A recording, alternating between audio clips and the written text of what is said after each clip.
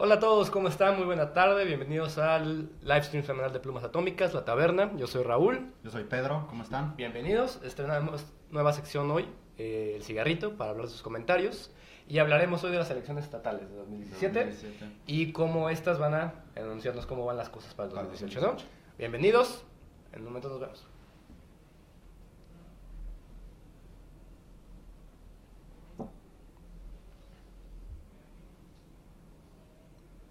Pedro, entonces, el shot. Shot. ¿Qué es una par de palabras que van a estarse repitiendo constantemente? El voto corporativo. Voto corporativo, rápido, en un minuto. Es historia de México. El voto corporativo no se entiende si no analizamos la historia de México, el priismo sobre todo, el gobierno postrevolucionario donde ciertas corporaciones cercanas al gobierno, que son sindicatos, asociaciones patronales, etcétera, etcétera, estaban alineados al partido en el gobierno, que era el PRI, ¿no?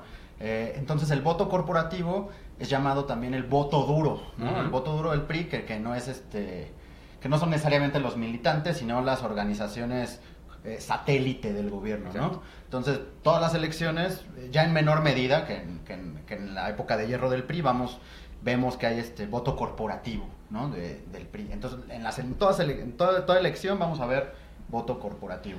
O sea, un voto corporativo es cuando un sindicato promete que todo en un bloque va a votar a favor de un partido, ¿no? Porque funciona en todos lados. Sí, sobre todo se da en el PRI. Es el priismo. Okay. Sí, ajá. Ahorita hablamos.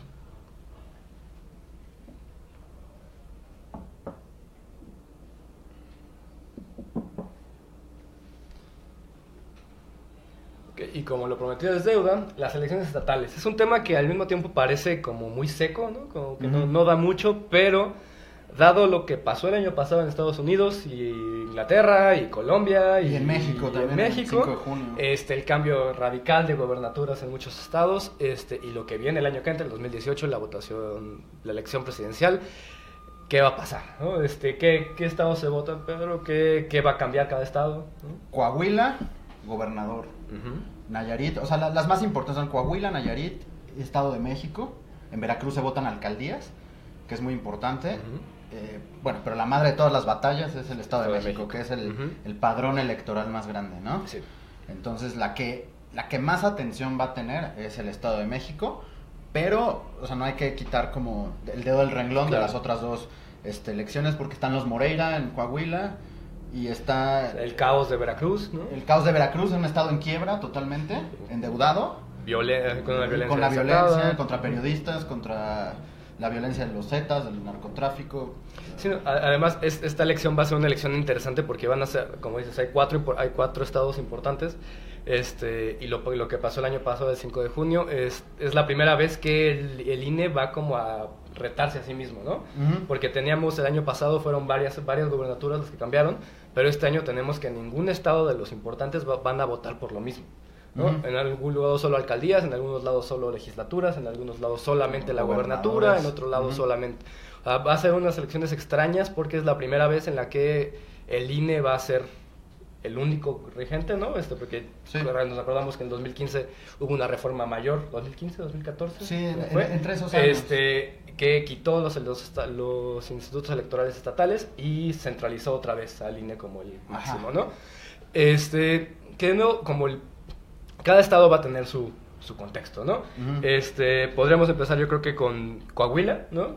Sí. Que es como la dinastía más dura. Sí, creo. Sí, son unos caciques. O sea, en realidad los Moreira son una especie de señores feudales que han gobernado y que tienen influencia económica, política en el estado de Coahuila, ¿no? Sabemos que un Moreira es gobernador y el otro al mismo tiempo es alcalde de Saltillo o Torreón, no me acuerdo, ¿no? Otro estuvo en España un rato huyendo, haciendo un doctorado. Haciendo un doctorado supuestamente, pagado quién sabe por quién, porque nunca se aclaró. Estuvo un rato en la cárcel, vieron muchos rumores y muchas sospechas de que el Estado movió todo su aparato diplomático para que lo sacaran rápido. La deuda que dejó en el Estado. La deuda que dejó en el Estado, que su hermano también ayudó a incrementar, ¿no? Coahuila quizás es el ejemplo más perfecto de cómo una familia gobierna, ¿no? Claro. Cómo las familias se mantienen en el poder a costa de lo que sea. Sí, que tienen el control político y económico de la entidad. y expone otro tipo de cosas que creo que no se han trabajado por lo menos en las reformas anticorrupción, ¿no? Uh-huh. Es la libertad que tienen los estados para disponer del dinero público. Tú lo comentabas en una nota que hicimos de Pluma, ¿no?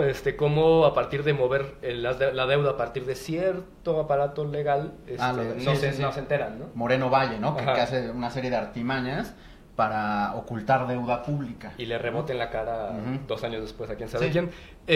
Por ejemplo, Veracruz lo decíamos, ¿no? Es un estado endeudado, violentado horriblemente. Ahorita, en este momento, el actual gobernador Yunes, no tiene la más remota idea de qué hacer.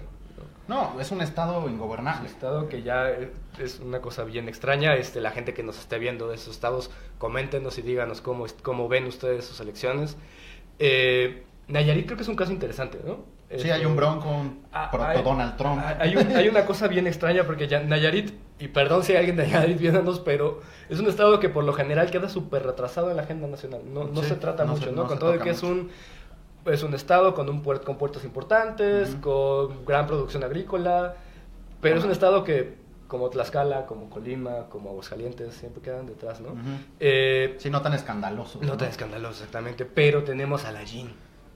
¿Quién es Layín? Para aquellos que no lo recuerdan, es ese alcalde que cada año hace su fiesta de cumpleaños entre 2 y 3 millones de pesos, uh-huh. invita a la banda El Recodo, invita a bandas grandes, y una vez dijo, y se hizo famoso con esa frase, que él robaba, pero robaba poquito. Es un agricultor, ¿no? Es un agricultor. Le llevó su coche a Rubí. Le llevó a Rubí coche y toda la cosa. Es un personaje peligroso.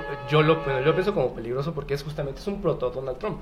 Pensemos que Trump llega a la candidatura del Partido Republicano atacando al Partido Republicano, uh-huh. ¿no? O sea, ni siquiera es porque haya sido de fuera, sino que el partido más tradicional de Estados Unidos, que es el Partido Republicano, abrazó y tomó a Trump entre sus brazos, y él aprovechó la plataforma para atacar y al mismo tiempo como hacer un guiño a su gente de estoy con ustedes, ¿no?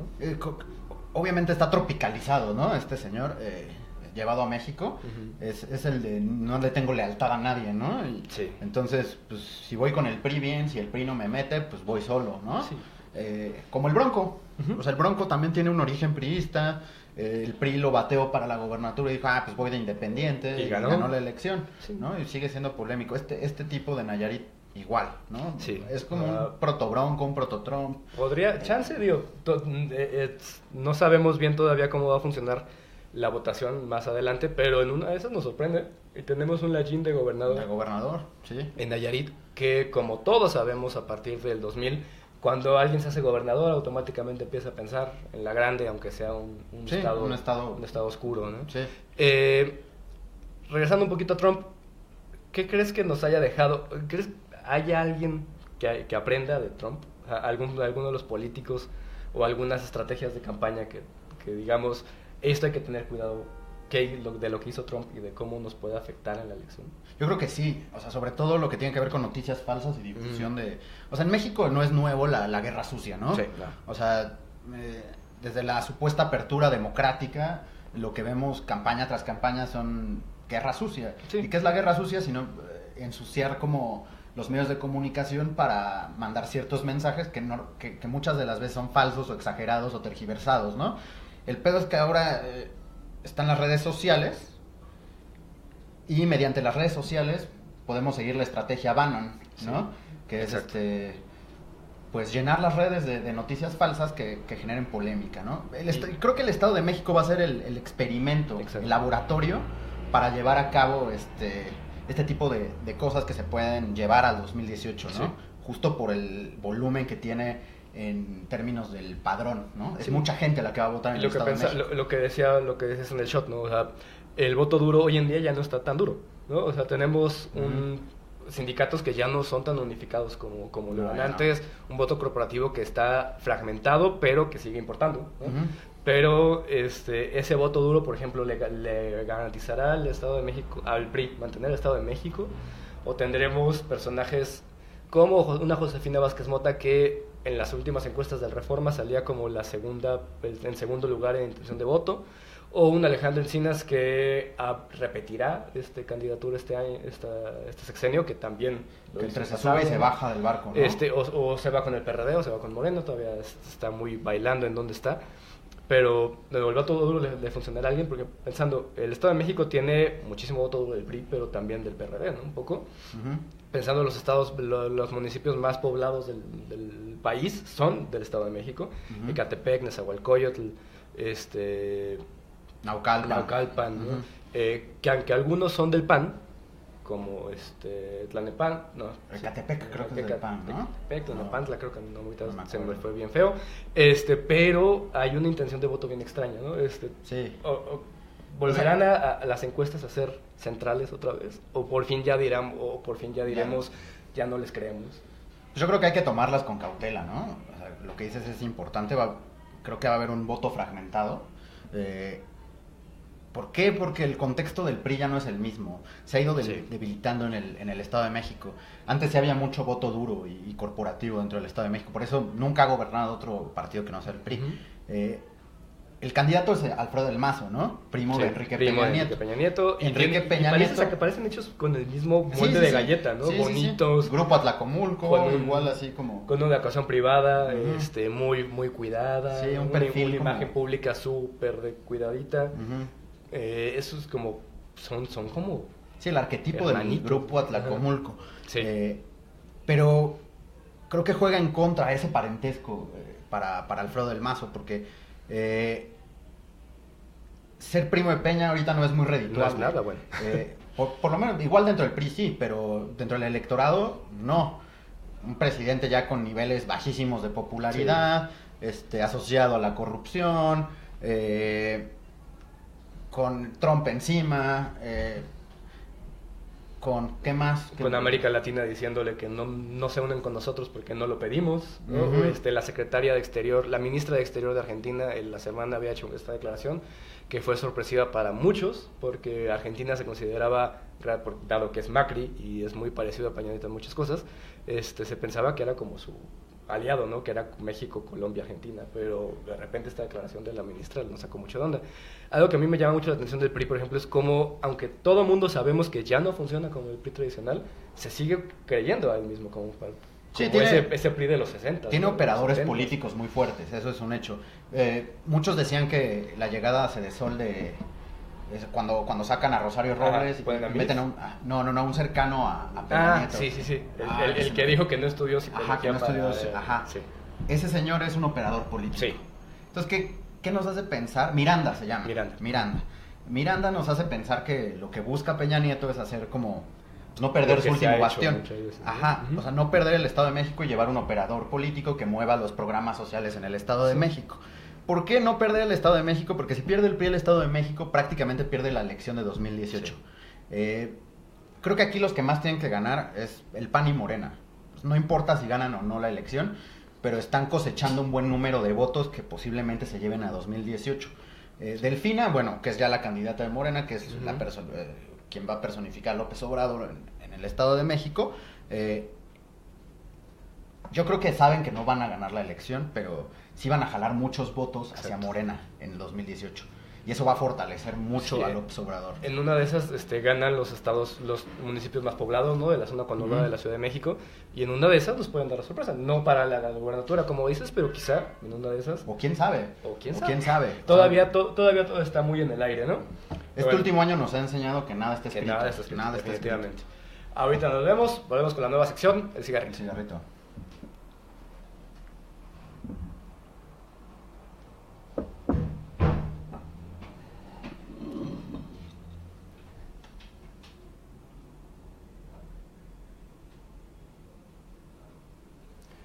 Bueno, bienvenidos a la nueva sección del cigarrito. Esta la teníamos pensado una vez cada mes, ¿no? Ir reuniendo sus comentarios, los que ponen en las notas, los que ponen en nuestro live stream, en los videos, para más o menos iniciar un diálogo, ¿no? Que justamente uno de los eslogans de Plumas es iniciar una discusión masiva, y no puede haber mucha discusión si no hay interacción con sus comentarios.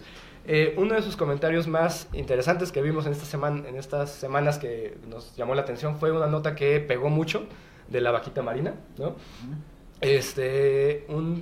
usuario nos preguntaba sobre qué se puede hacer si la nota era muy terrible.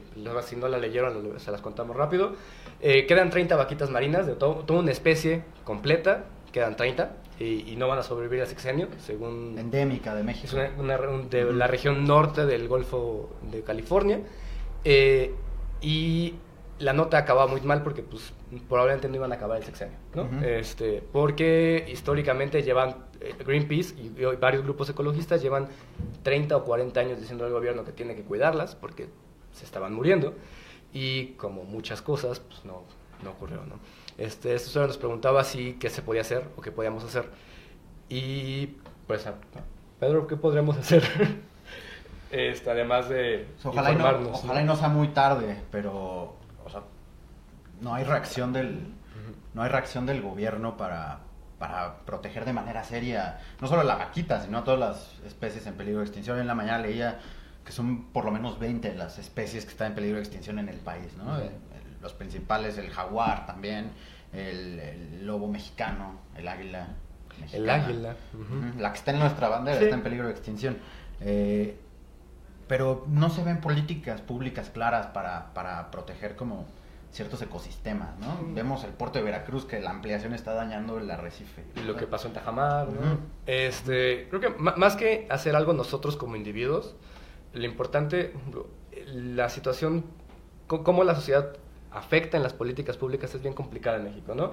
En Estados Unidos tienes que inundar de llamadas a los congresistas ayuda, sino a que se cambien las políticas y a revertirlas un poco o que alguien en el Congreso escuche. Pero aquí en México no tenemos esa facilidad. No. Lo que más bien deberíamos de hacer nosotros es justamente tratar de estar informados, ¿no? Sí. Creo que una de las campañas más fantásticas del gobierno es este discurso de todo está bien, no pasa nada, y justamente para revertirlo es informarnos, ¿no? Sí, para exigir. Y también, pero exigir programas que sean integrales, porque no solo es declarar un área protegida, eso es discurso, ¿no? Es protegerla. Es hacer un proyecto social de integración con el ecosistema y de cambios también en las formas productivas, ¿no? Uno de ustedes que nos están escuchando y o viendo, Alberto Molina nos pregunta por qué pensamos que Morena no ganaría en la Ciudad de México. No estamos hablando del Estado de México. En el Estado de México la presencia de Morena es fuerte, pero no está universalizada en todo el estado, no es homogénea, pues. No, es muy cerrada. Va a ser muy cerrada. Alrededor de la Ciudad de México está, pero en estados más alejados, en los bastiones como Toluca o como Valle de Bravo, no lo está. No lo está.